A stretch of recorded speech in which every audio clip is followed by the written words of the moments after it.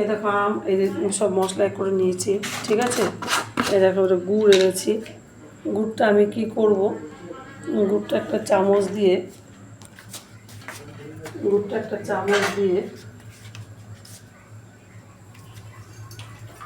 এই দেখো আমি কড়াইতে দেবো।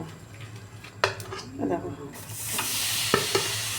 গুড়টা একটা কড়াই জল দিয়ে নিয়ে গুড় দিয়ে দেবো, সব গুড়টা দিয়ে দেবো চামচ দিয়ে উঠে উঠে। এই দেখো প্রায় 1.5 কেজি মতো আম আছে, আমি 1.5 কেজি মতো গুড় নিয়ে এসেছি, বুঝেছো তো। এবার গুড়টা দিয়ে দিলাম।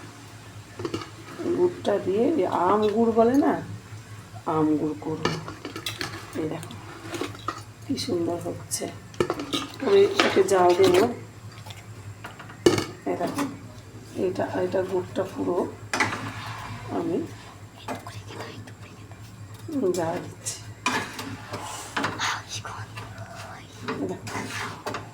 গুড়টাকে জাল দেবো। গুড়টা আঠাটা যখন হবে না, তখন আমি ওই আমগুলো দেবো।